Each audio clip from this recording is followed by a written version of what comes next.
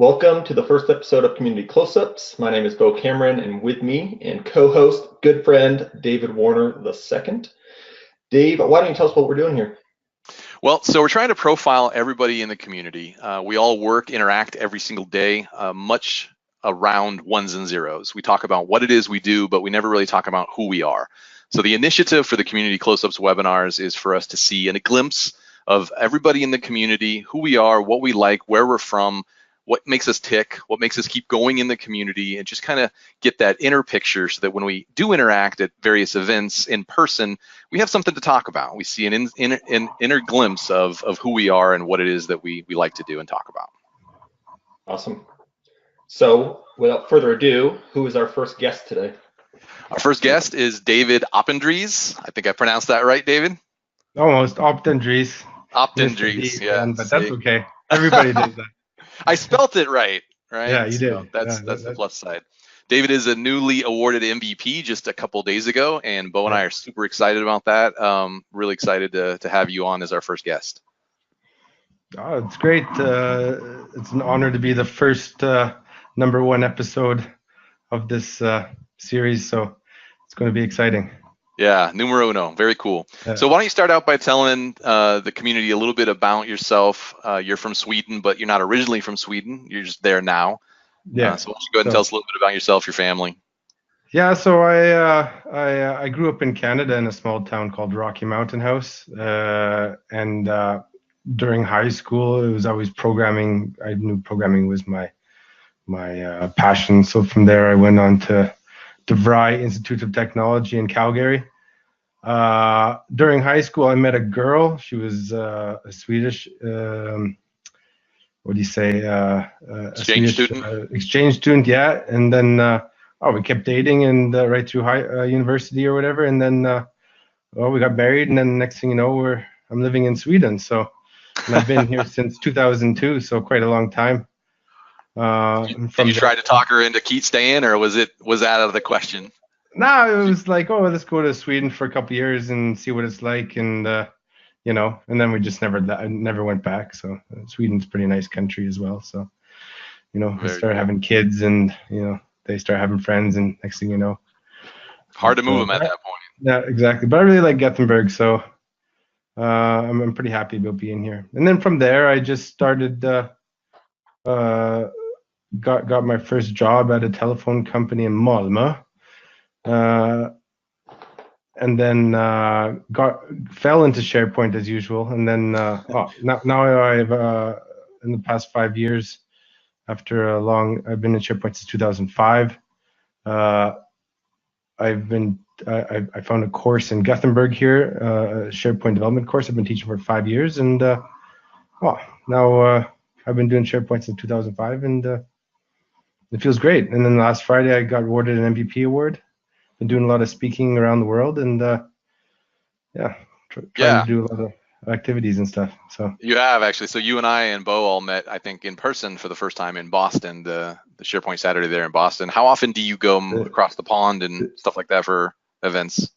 I've been to Boston, or the New England, I guess it was. The SharePoint Saturday New England. I've been there. This is the second year in a row that I've been there. I haven't done any other ones in the USA, but I've been down to South Africa one time last year. I did both Johannesburg and Cape Town. So, and most of the other ones, other talks have been here in Europe. So. Cool. Now we got to meet your wife, Lynn. She came with you to Boston or New England, right? Yeah. She usually go with you, or was this just a special occasion? Nah, she kind of like tags along. She take down. Actually, the whole family came down to South Africa, and she comes maybe every fourth or fifth SharePoint Saturday that I do, depending on where it is and what's happening at the time. So. Is she involved with SharePoint? Yeah, she's also a SharePoint developer. So we have a company together we both work at, and so she gets a lot out of going to SharePoint Saturdays as well, obviously. Right. And gets to hang out with all the fun people and learn a whole bunch of new stuff, and the whole works. So you guys work together. Obviously, you're married. Yeah. I'm sure that makes for some interesting days and nights sometimes. Yeah, you know, the kids are like, you don't talk about work at the supper table. So they cut us off because we started talking about SharePoint and stuff like that. So Oh man, how many kids do you have? now we have two. I have a daughter, she's 16, and a son, he is 10 years old now. So All right, now your daughter's not just any daughter though, right? what's that? She's involved in some extracurricular Yeah, she's a sailing, I believe. sailor. Yeah, she's a sailor. She does the IOLA. It's the Europe sailboat, and she last year was in the World Championships and in Europe here. So we were down in Germany at the World Championships. So That's pretty cool. and Exciting. I'm imagining we're going to be ending up going to Barcelona this year again because now it's in Barcelona this year. So I have to drive the car for 24 plus hours with the boat on the roof. So 24 plus hours of the boat on the roof. yeah, Wow. yeah. So speaking of traveling, you had mentioned that the most interesting place you went to was Cape of Good Hope in South Africa. Yeah, Or it's the Cape of Good Hope, I think it's called. It's right on, if you go to Cape Town and you go down to the tip there, the Cape, and there's when you're driving down there, these huge waves in the river, and you climb up this small rocky area, and you end up at the point at the very bottom of that area, and you can see the ocean all the way around you, and it was just amazing, the vegetation and the seen ostriches and stuff like that, but just the view was just awesome, and you can see the whole ocean from like almost 360 degrees because you're on top of this rock. So it was really cool, really fascinating place. So How all often of have Cape you Town been? is Just really, once, or? yeah, I've only been there just once. So if I go down there again, I'd have to go hike that up that rocky area again. So I guess all the ships used to come down there, and the oceans kind of met, and there was rocky bottom and stuff like that. So back in the day, the ships used to a lot of times sink when they came around the corner there. So there's a lot of history there as well. So Cool. hmm. So you mentioned that after a hard day, you relax with a good geeky movie. Oh yeah, I mean, there's nothing like sitting down and watching some like crazy sci-fi or uh, something really, like it could be like Battlestar Galactica or The Matrix or even Star Trek sometimes, you know, or just something like sci-fi is really geeky, and you just zone out and be in another world for a while. So Yep. I like, And you had mentioned a movie universe or game universe you'd want to live in would be Ready Player One. Like, what would be yeah, I your mean, avatar? yeah, I don't know what my avatar. I haven't really thought about that far, but I mean, just the possibilities to like be in a game and be whoever and whatever you want and do whatever you want. So I read the book as well. The book was really good. Yeah, I So listened to part of the book before the movie. yeah, I was thinking of that question too, of like where would I go if I could be anywhere? And like I just thought Star Wars would be really cool. Just like it seems like the universe is so big, and you get bored of one place, you could just go to like the next planet, and like being on a spaceship would be sweet too. So like flying between places would be awesome. And I've always had this like fascination with like space itself because it's so infinite in size, and like we're here on like Earth, and like everything seems so constrained. I hope yeah, that if I don't know, if they do get to that level of travel, then motion sickness will be fixed. I yeah. I have can horrible imagine. motion sickness. It's You horrible. don't fly much, right? Because of Oh no, I do. I just take Dramamine, but it's sort of like Princess Bride, right? I built up an immunity to iocane powder, so now I've got to take a ridiculous amount, and it's yeah, it's horrible. So I don't David, you mind said flying. you go ahead. I don't mind flying. It's a chance to sleep, you know. So I've fallen asleep before the plane has even taken off, and then wake up when it hits the ground again and just scare the crap out of myself because I don't know what's happening. So Oh man, I just wish the I could hum fall of the asleep on a engine, plane. Yeah. Yeah. How often do you come over the pond? Well, I'm from Canada, so we try to make it back every couple years, or we'll meet my parents down in Florida sometimes. You know, some nice sunny place as well. So I don't know, maybe once a year, or once every other year, or whatever. But I guess for the past few while, it's been once a year since I've been to Boston a couple times. So Yeah. Now, if I remember correctly, you're from Canada, but Lynn, your wife, is a bigger hockey fan, right? yeah, she's on all sports fan. She's just watching sports on the TV all the time. So I enjoy watching a good hockey game, but she's more passionate about sports than I am. So it's often her who's dragging me to the TV to watch either hockey or cross country skiing, or it could be whatever, So Cool. So you're pretty active in the community now, right? With especially having won the MVP, and that's how we all met each other, through the community. How did you get started in it? Well, I guess the biggest reason, well, inspiration for starting is I started teaching, and then sitting in front of the classroom like all the time, you start to get pretty good at speaking about technology. It just comes natural to you after a while, and then started a couple user groups, and that was really good. And then I think I was in 2016 SharePoint Saturday. I think it was Erwin and Matthias from Rencor was holding the SharePoint Saturday in Stockholm, and they gave me the opportunity to speak there. So that was my first big gig, and it was pretty nerve-wracking the first time. But it was my session was called Supercharge Your CSOM Skills, and I got the smallest room because I was like a new guy, but the room was like the newbie, but the room was only 60 seats or something like that. But it was packed. I had people standing against the wall and people peeking in the windows. So and I got pretty good reviews on it as well. So it was a big success. And then after that, I just started applying for more SharePoint Saturdays and going to them. And so it's just I really like it, and it's really fun teaching new techniques to people, and whether it's speaking or at the workplace or just in school. So cool. So are you planning on coming back this fall for New England, or?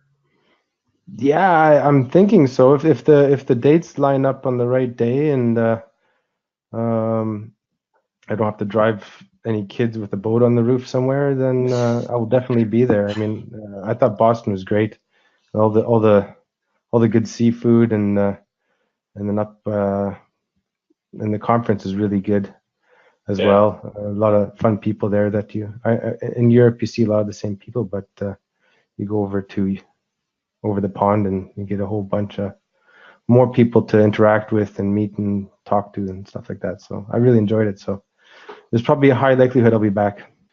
Cool. Now, one of the questions that we asked you before on the form was advice for those wanting to start speaking. I loved the recommendation you had. You said just do it if you feel uncomfortable speaking. Start by doing some lunch sessions at your work. Did you start doing it that way? Well, I don't know if I started at work, but I started doing it at the local user groups anyway, just the smaller ones. And then I guess my work was school at the time, so since I'm there 1/3 of the year teaching, so that's where I started learning how. But I mean, there's always people who want to learn something new at work, and the bosses are always happy to have a learning lunch. So they might even support the idea by giving everybody free food and stuff like that. So and if you feel comfortable enough, then just sign a session or two up for SharePoint Saturday. The whole idea for those is that you should always get a couple new sessions of new speakers in there just to get started, and that's kind of part of the whole idea of a SharePoint Saturday, is to get new people in and help them grow, collaborate and share. Yeah. Cool. Yeah, I think that the pressure's off a little bit when you're doing it internally for a company, right? You had mentioned being nervous, and I think it's always normal to be nervous. That means you care, which is good, whether it's a SharePoint Saturday or anything, right? But the nervousness, I'm sure, is significantly less when you're within the confines of your company, a little more comfortable. And this may just be me, but like I feel we're in a very special community. Like I feel the SharePoint community in general is really supportive. And it's very vast, right? So I think you get a leg up just speaking at some events because people go, and I haven't had a session where I didn't feel like someone got something from it, whether it was a room of 10 people and only one person got something from it. But I feel like as a community, it's very respectful, and you do have a fear of speaking in public, but I don't think it should be a fear of people not enjoying your content, or I don't know. Yeah, I would agree. I mean, I think our community is unique. I've been part of other communities, and just the benefit of or just the positivity, I would say, surrounding. I mean, worldwide too, right? I mean, look, David, you're in. I mean, what time is it there? It's 8:30 11:30 almost. a.m. Yeah, 11:30 a.m. Yeah. Los Angeles time, 12:30 where Bo's at. I mean, Yeah. we're globally connected and willing to help each other, which is awesome. Yeah. Cool. So one of the things we asked you was favorite singer or band. You said you don't have one. That's rare. No, are you not a music fan, or just too many to choose from? I switch back and forth. I really like country a lot, but I like rock and roll, and sometimes it's pop, and it's just like I don't really have any favorites. If I listen to one person too long, they don't become my favorite anymore. So I have a list, and I just listen to them all and update it with new songs and stuff. So cool. It's hard to have a favorite for me. What's your favorite part about the community, since this is really about building up the community? So my favorite part is, it's kind of what Bo was saying. Everybody's so nice, and they're always super excited to talk about SharePoint, and they're all there hungry to learn, and people just want to share. And I mean, SharePoint historically has been for many years a very large community, and there's always people showing up. So it's great to see so many people show up all the time. Always SharePoint Saturdays, there's always a lot of people, and even local user groups and stuff like that. And even online, people just help each other out. There's lots of content out there. And yeah, so what type of contents are like? Where do you go most for like favorite blogs or for content? Or I hang out on Twitter. Twitter's like my news feed. I hit Twitter and see what's being posted and see what's going on. And then you could always I have to check out what the PnP guys are recording. I think there's like several videos every week now, but there's always lots of good content coming from them as well. And just Twitter is probably the main source. There's always if you're following the right people, you can always keep up to date with the latest news and what's happening and stuff like that. So cool. Any advice that you have for anybody out there that wants to get more involved?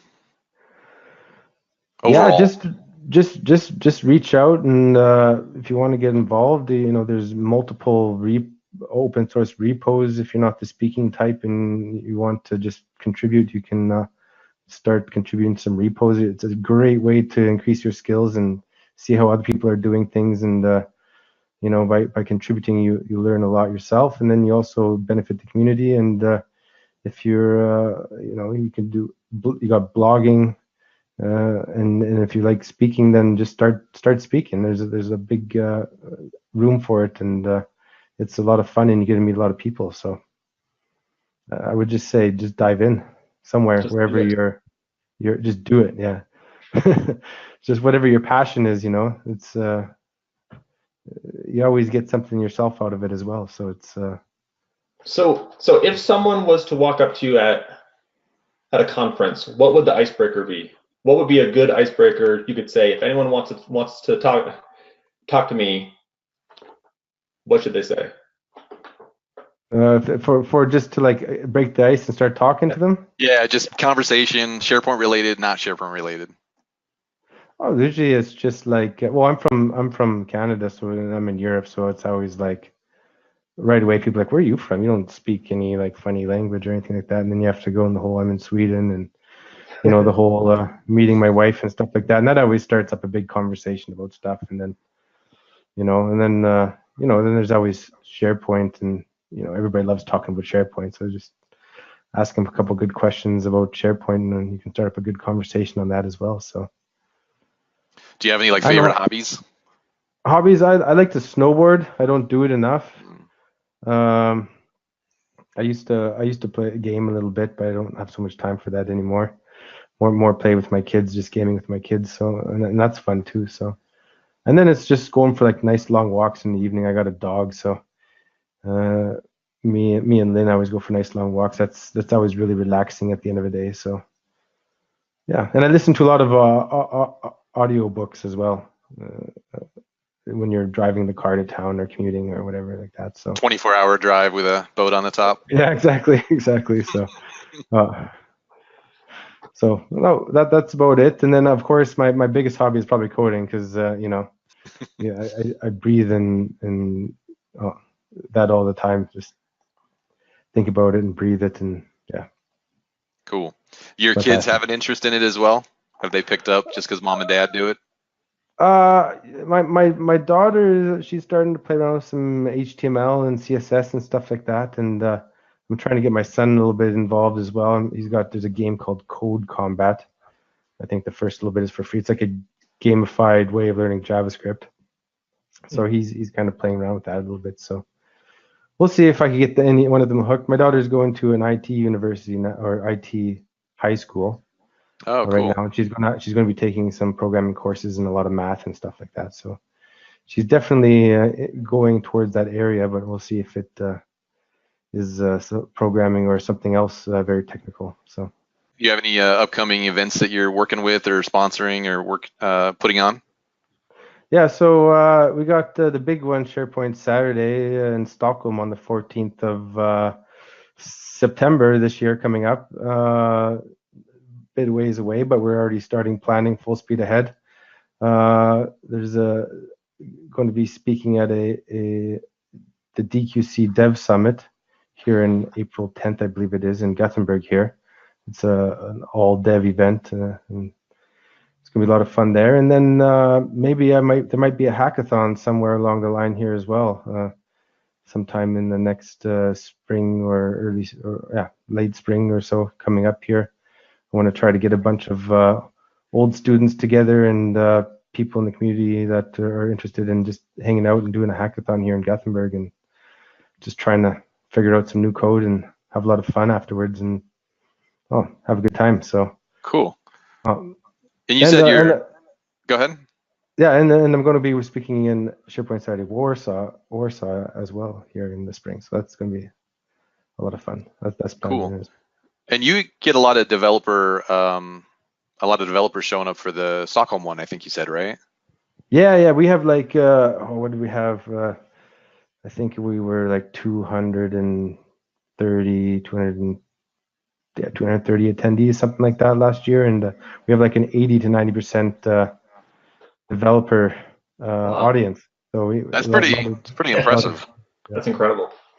So that is a lot. Yeah. We're trying to reach out to some of the other people as well, try to get a bit more balance. But I mean, there's a lot of developers that come out to these things. It's it seems like the developer audience in Sweden is or in Gothenburg and Stockholm is very plugged in. So they even the DQC Dev Summit is very popular. We get like 80 people just from Gothenburg showing up. So.